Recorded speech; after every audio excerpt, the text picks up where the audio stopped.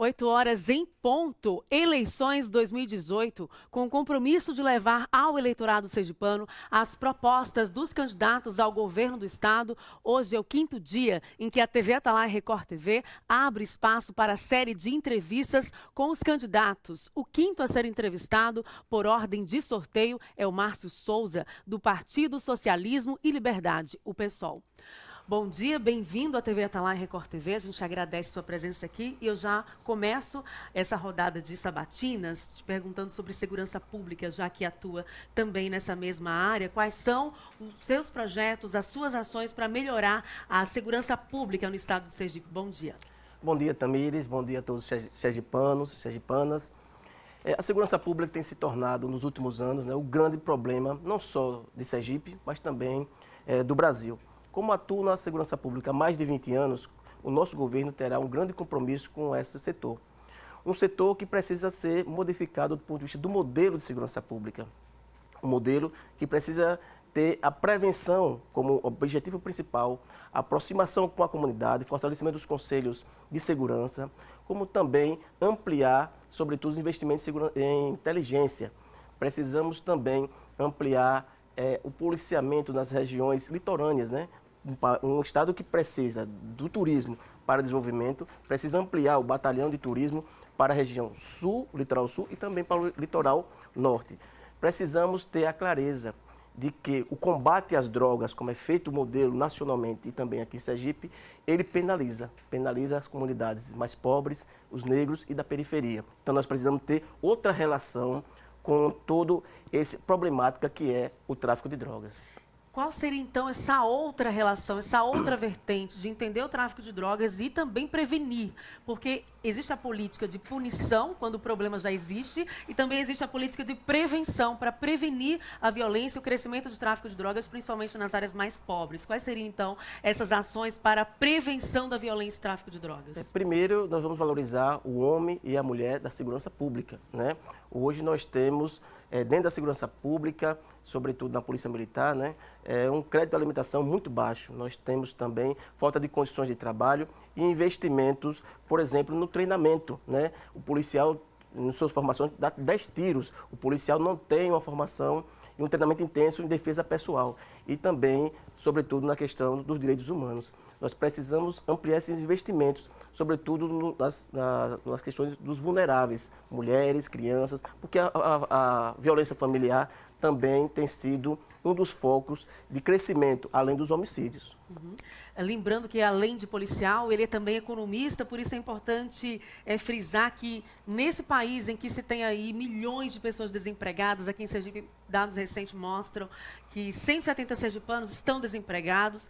Tocando, então, esse assunto, qual seria o seu plano de ação para melhorar, para que Sergipe pudesse sobressair dessa crise e houvesse geração de emprego e renda para a população? Precisamos ter um plano de desenvolvimento estratégico para Sergipe, Investir na agricultura familiar, sobretudo na agroecologia, a agroagricultura. Precisamos também investir no turismo, como eu já coloquei bem aqui, as rotas de turismo que temos em Sergipe, precisa ter estrutura para atrair. E se não diminuir os índices de criminalidade, o turista não vai vir para Sergipe. Além de tudo, nós precisamos promover a qualificação da juventude, para que ela possa estar apta ao mercado de trabalho. E, sobretudo, investir o lucro do nosso banco, que é o Banese, mais 90 milhões, no fomento do empreendedorismo. Isso é fundamental. Então, o governo é um indutor do desenvolvimento. Ele tem que ampliar, sim, os serviços públicos, como construção de creches, de áreas de lazer, de cultura, para que possamos também gerar emprego e renda com as obras públicas. Em um site de política, o candidato expressa que o que se vê no comando da política são grupos que apoiaram o golpe militar, que pavimentou o caminho para o governo Temer, que você diz que é o mais impopular da história por retirar direitos e impor o retrocesso. Explique essa afirmação.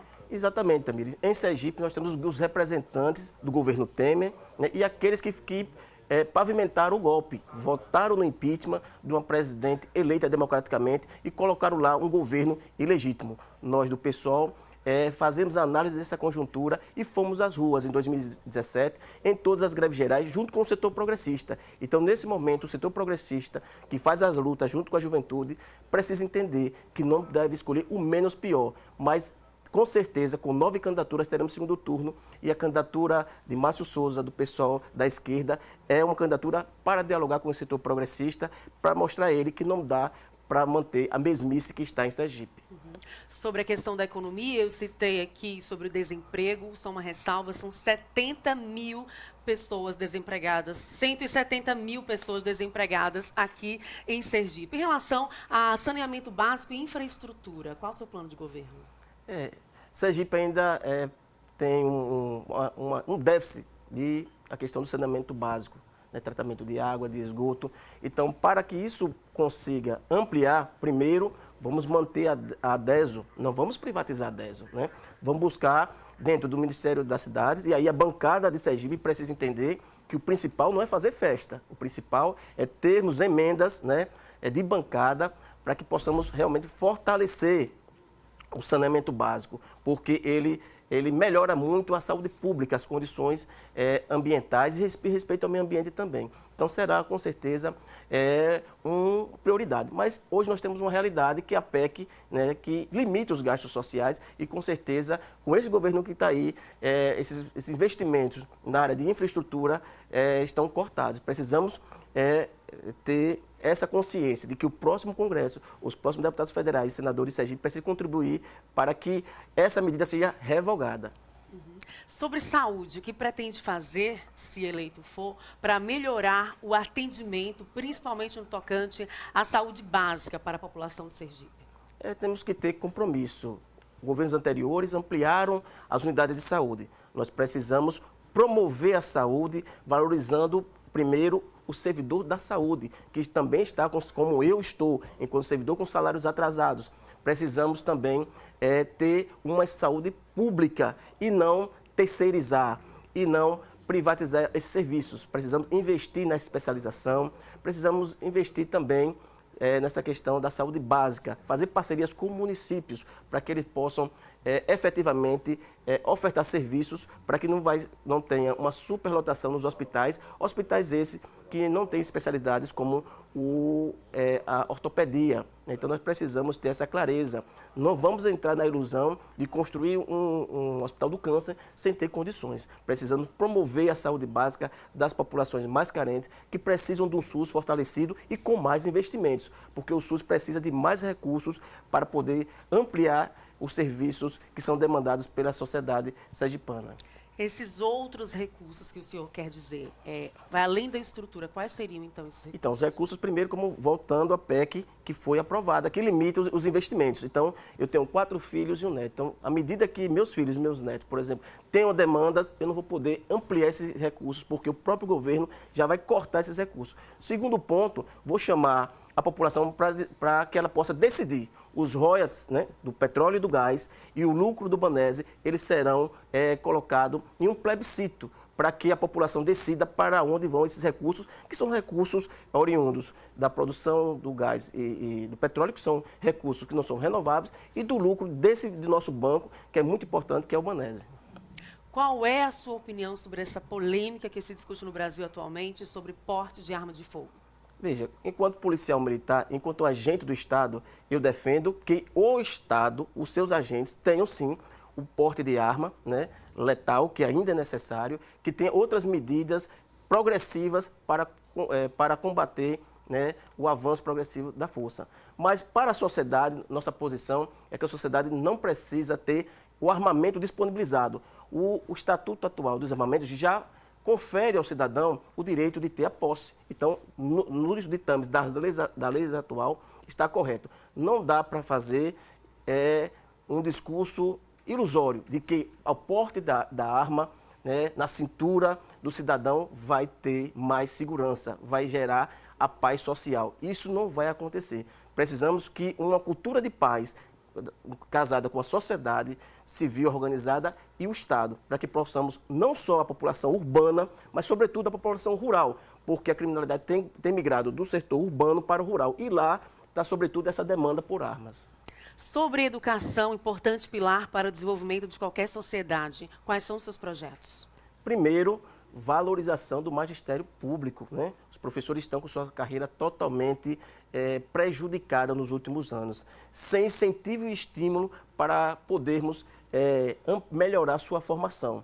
Segundo ponto, precisamos investir na ampliação da jornada ou chamada ensino em tempo integral. Não nesse modelo, um modelo que não tem compromisso com o diálogo e a democracia com a comunidade escolar. Então, nós teremos esse importante viés. Outra situação, o Estado de Sergipe não possui uma universidade estadual, né? Nós teremos também esse compromisso de ampliar esse projeto e colocar em prática para que também o sergipano possa ter mais acesso, além da Universidade Federal, que já foi ampliada no último período, também uma universidade estadual para servir aos trabalhadores e ao povo pobre de Sergipe. Em relação a meio ambiente, quais são suas propostas? Veja, a questão do meio ambiente é importantíssimo. Nós temos belezas naturais e aí tem a questão do saneamento básico, a questão do tratamento dos resíduos sólidos. Então, nós precisamos iniciar um processo de transformação. Claro, precisa de recursos. Nós precisamos ter o compromisso de colocar no orçamento público e nosso plano plurianual para os próximos 4 anos. Então, tem que ter aporte de recursos que valorize a Secretaria de Meio Ambiente, né, os órgãos de meio ambiente do município. Então, nós teremos esse compromisso e isso começa com o saneamento básico e com a preocupação com a questão dos resíduos sólidos. Já está um consórcio aí pelo governo em andamento e nós vamos dar mais profundidade e educação ambiental para que as próximas gerações tenham essa preocupação, né, de manter as nossas belezas naturais, os manguezais, né, e todos os biomas aqui existentes em Sergipe. Então, existe essa probabilidade, né? Sim. Planos para infraestrutura, pavimentação? Veja, no governo do pessoal de Márcio Souza, nós não seremos um grande prefeito, né? Nós não utilizaremos recursos para pavimentar no caso, o setor urbano, as cidades, né? Isso é papel do prefeito. O governador, ele tem responsabilidade com as estradas, com a mobilidade urbana, então nós teremos esse compromisso. Quando nós fizermos o dever de casa, poderemos sim ajudar as prefeituras, sobretudo do interior, que não tem recursos e são dependentes, sobretudo, do fundo de participação dos municípios. Mas não iremos utilizar, né, recursos para fazer pavimentação asfáltica na zona urbana sem que o nosso compromisso com as rodovias estejam feito, ou seja, o nosso dever de casa. E nas estradas, quais são os projetos para pavimentação? Exatamente. As estradas de Sergipe não têm acostamento, estão praticamente, na verdade, né, deteriorando, né? Isso do sul ao norte, né, lá no sertão, nós temos essa realidade. Então, eu quero entrar para a história como um governador que vai renovar, né, a malha rodoviária e incluir nelas, né, tanto o acostamento como também em cidades próximas uma ciclovia, porque hoje a mobilidade se dá também pelo ciclismo, como também o lazer. E nós precisamos ter esse direcionamento, como por exemplo a estrada ali entre Lagarta e Itabaiana, passa por Campo do Brito, Macambira, São Domingos, ali nós temos várias belezas naturais. Então é necessário também que tenha um acostamento e uma ciclovia para ter acesso também ao turismo. O seu plano de mobilidade inclui algo voltado para pessoas com deficiência? Com certeza, é uma preocupação nossa, porque nós defendemos as minorias, né? A comunidade LGBT, as comunidades quilombolas, a juventude, precisamos também ter essa preocupação com acessibilidade, né? Com acessibilidade dessas pessoas portadoras de necessidades especiais e teremos sim, com certeza, um compromisso, porque nós somos, como princípio, a inclusão social, a solidariedade. Esse compromisso inclui quais ações? De imediato, desenvolver centros, né, especializados de atenção a essas pessoas, né? As escolas, eu estive no povoado Preguiça, em Diaroba, e fomos abordados num bate-papo por uma mãe que levou para nós essa preocupação em que a escola não tinha as condições necessárias, né, de encaminhar o seu filho para ter um diagnóstico e aí sim ter uma assistência necessária. Então nós teremos que ter essa assistência na educação, na escola, mas também na saúde. Então nós vamos ter toda uma preocupação de implementar essas medidas desde as primeiras idades, a primeira idade dessa criança, e aí conseguir ter políticas públicas para que ela possa se desenvolver e, ao longo do tempo, ter uma autonomia, né, dentro das limitações colocadas pela biologia. Essas políticas públicas no tocante à mobilidade urbana incluem sinalização? Sim. no meu dia a dia como policial militar, eu percorro várias cidades, né? Nós somos policial de Cristinápolis, a Canindé, né? De Propriá, a Tobias Barreto. Então, nesse deslocamento, a gente verifica muito a questão de falta de sinalização, o que vai ocorrer acidentes, né?